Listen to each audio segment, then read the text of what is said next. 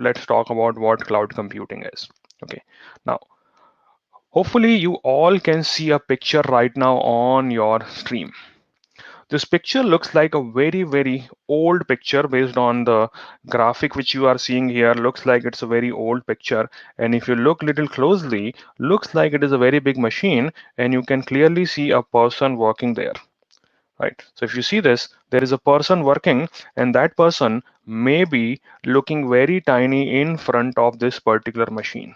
Now, my question to you is, can anyone guess what this picture is all about? What is displayed into picture? Anyone? Any guess what is in this picture? What we are trying to depict? Storage, Subhash, not storage. Yeah, that's a data center. Vineet, if it was, it would be very old data center, isn't it? Because it's very old. I would explain what this is. This one is a turbine. Now, why I am talking about turbine? Exactly, it is a power generator. This is what used to happen 100 years back when somebody needed electricity. So 100 years ago, when a company or a town or a household needed electricity, what they have to do, they have to build these type of big power station. Currently, we do not think about it. We have come a long way in terms of how electricity is produced, but this is just the story 100 years ago that people have to have these kind of build and maintain the power station if you want to have uh, electricity supply at your home. So obviously, when you are talking about building this big machines, then there are some challenges there, right? What challenges I would have if I want to build these big machines? First challenge I would face that I have to have huge amount of money in my pocket. I have to have lot of money spent to build these services on the very first place. That is the first problem I have to face. Even if I am able to spend that much of money, second issue I have is I have to do lot of ongoing maintenance on it. Means I have to keep on paying lot of money to keep it running, keep it working, ensure that there is a oil and machines working fine, manpower needed, maintenance needed. So lots and lots of challenges there. This is what was there when people wanted to have electricity. Now, if I want talk about today, we do not worry about all these stuff. In today's case, my electricity consumption is much easier. I can get started much easier. What we do, we just press a button. Now this press of button could be for just lighting a small bulb for you, right? So that could be one option. Or the button could be pressed to power the whole industry where you are manufacturing something, no problem at all. Or this button could be pressed for powering the whole city. It doesn't matter. We are able to have a different aspect of electricity, and maybe with just the press of a button we can get electricity for city or for a industry or for just household. And the good part about it that we only pay for what we use. This is what we call or refer as something called utility pricing. So what is utility pricing? Utility pricing is that I am paying only for what I am actually using. I am never paying for extra money at all. That's what we mean by utility pricing. And the same concept applies in cloud. Now you may be thinking that how the same concept applies to cloud. Let me explain it. What happens in electricity? Let's compare. So first thing is right now some companies are generating electricity, right? They may be generating this electricity probably by hydropower, maybe coal power, like countries have coal power plant, some may have nuclear power plant, and that's or biofuel or solar system, whatever. They are generating electricity.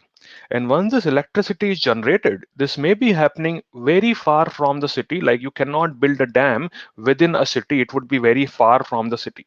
And once this is done, you would need some distribution mechanism, and through this distribution mechanism, like grid and electric wire and all this stuff, you are able to move your electricity up to the consumer. That's what is happening here, right? So you have generation happening, you have a distribution mechanism, and that distribution mechanism is allowing you to consume your services. That is where consumers are, right? So what is this relating to cloud? Let me explain.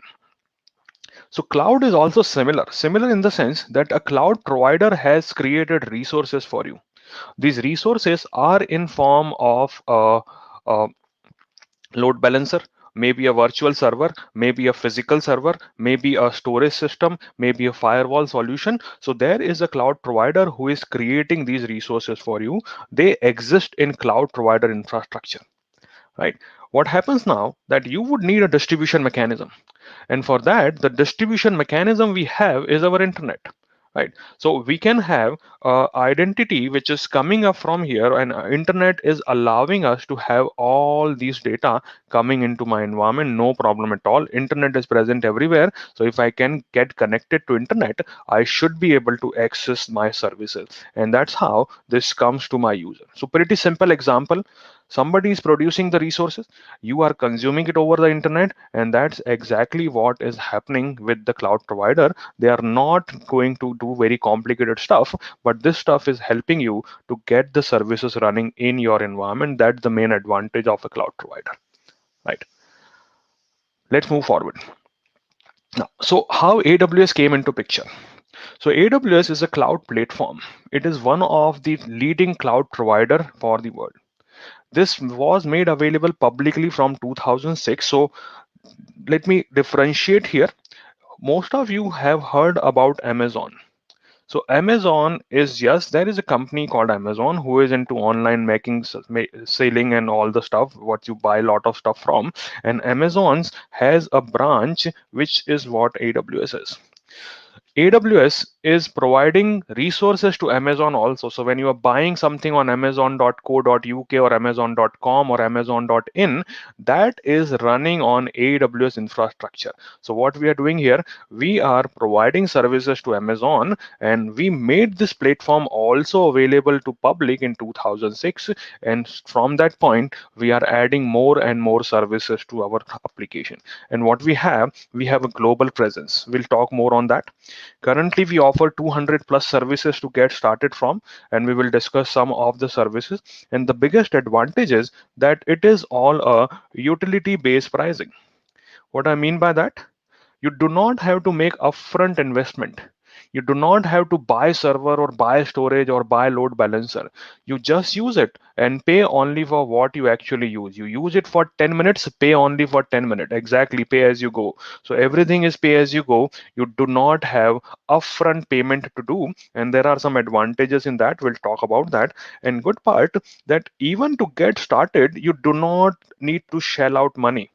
We have free tier to get started. So if you are feeling that I want to practice something, I want to learn a little bit about it, I can go ahead and start with free tier. So free tier is with to get started, and I'll talk more about it, how to use that free tier. So this is what AWS is. AWS is a cloud platform which offers lots of services all over the globe, and you can get started with it, no problem at all on that. So you may be thinking that, okay, why companies are interested in using cloud?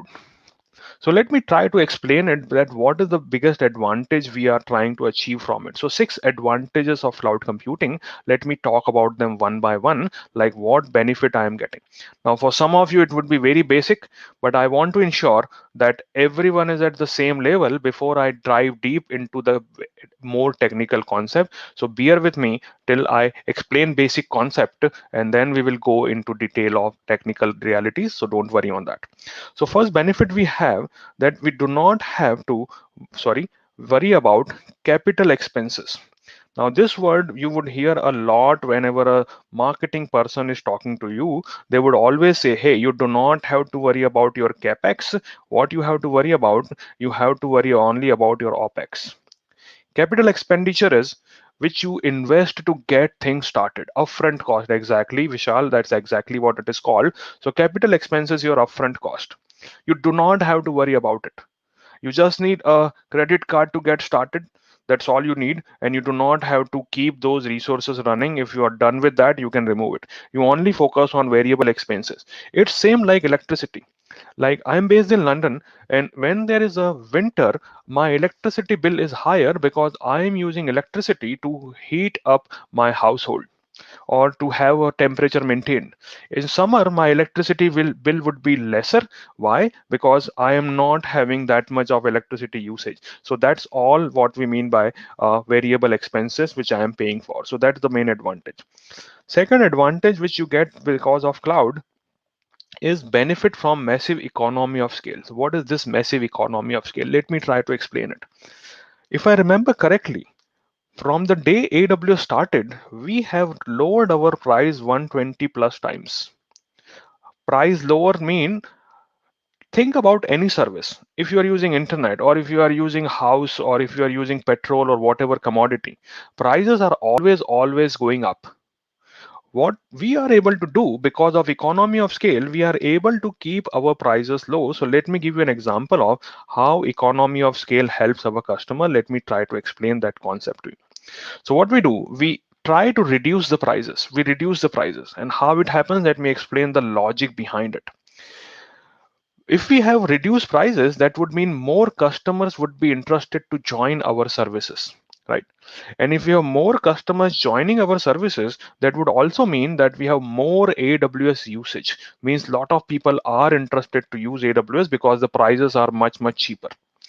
Another benefit we have, that if we have more AWS usage, that would mean we as a company AWS have to have more infrastructure. We need to buy more server, we need to buy more storage, we need to have more network bandwidth, we need to hire more people. So that will always increase. Now, what will happen in this case?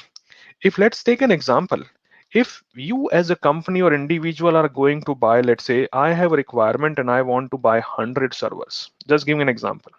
So if I'm looking to buy 100 servers, I can go to vendors like Dell, IBM, HP and say, hey, give me a better price because I am buying 100 servers from you. So they would give you some discount because of the quantity you are buying, right? Consider the scale of AWS. In AWS, the scale is very high. AWS may be looking to buy 10,000 servers. And when they are buying 10,000 servers, that would mean that we are able to negotiate a better price from the distributors. It is price distribution in terms of server storage, maybe in terms of real estate where our data center would be running, maybe in we can have our own electricity plant, maybe we can have our own internet service cables. So that would obviously have a better benefit for us. So that would mean that if we have a lot of infrastructure requirement, we can scale it economically, we can negotiate better contract, we can get our servers ready on ourselves, and that's how we can get benefited. One example I will give you, that in early days we had AM Intel based processors only. When we started offering services, only Intel based processors in our server. Now we offer AMD based processors also. So customer may say, hey, I am not looking for Intel, which is little costly for me. I would go for AMD because it is little cheaper for me. So that's fine. We didn't stop there. What we did, we came up with our own processor that is called Graviton. Check for this processor. This is Amazon's own microprocessor, and this is much cheaper to run based on Intel and AMD cost. So we invented on behalf of customer, and that's how we are able to keep the prices low. So obviously customer has a choice to use Intel or AMD or Graviton, and if we are producing our own processors, we are able to keep the prices as low as possible, and we've transferred that benefit to customer. We are not trying to grab on that benefit, so that benefit will be further transferred to customer, which means I have lower infrastructure cost. That means more less prices, more people would be interested, and that would again help us to keep the cost low. So it is like a cycle, which we mean by economies of scale, right? Hope everyone is getting the idea and understanding how it works. Savings plan and all, we will talk about that, Vivek, when we talk about EC2. So we'll talk about it. We will discuss that. Yeah, T3A instances, which help you to save cost. Exactly. So yes, there are a lot of benefits which are coming from it. Good. All right. Uh, Now, why companies are using cloud computing? So benefit from massive economy of scale. What else? Another thing is you have to stop, not worry about capacity. Let me give an example. Let's say you decided that I want to host a new application for my company. and I'm expecting 100 users would be using that application, and for accommodating 100 users I would be needing two servers. So I have server 1 and server 2 which I would be needing. All right, I paid money, I got my server, and now it is running. I am expecting 100 user to join, but it may happen that maybe my application was not very popular and only 10 users are using it, which means I have wasted resources for 90 user. Now I can't return these servers back because I already paid money for that. They are running, they are in my data center, they are eating up electricity, they are requiring cooling, they require maintenance, we have to pay for maintenance cost on that, and my utilization is only 10 user. So this time what would happen? Your CFO would be unhappy. Why? Because we thought by running this application, more user will get benefited. We may get some revenue, but it didn't happen because this application was not popular at all. So what can be done in that case? That is one situation. Another is, let's say your application become too popular. Instead of 100 user, you have 1,000 users who are interested into using your application. But challenge would be your physical infrastructure is capable enough only to accommodate 100 user. So till 100 user, performance would be good, but as your users would grow, then your performance will be becoming slower and slower. And this time the unhappy phase would be for your customers because they are not getting the performance which they were expecting. So challenge here is I have to be very accurate in what I plan to build and how many users would be there. So that is very complicated. You may make mistakes, you may have problems, and that's we don't want. And that's why cloud gives you a benefit that you do not have to worry about capacity. You can add capacity whenever you need, you can remove capacity, and this all is possible through auto scaling. Exactly, Vivek. So we can use auto scaling and it would help you in getting your application, adding more resources or removing more resources anytime you need it, and you do not have to manually do it. It can all be automated, and we'll talk about that, right? So that is some of the benefit which we get because of this. What else? What other benefits we get? Other benefit at increased speed and agility.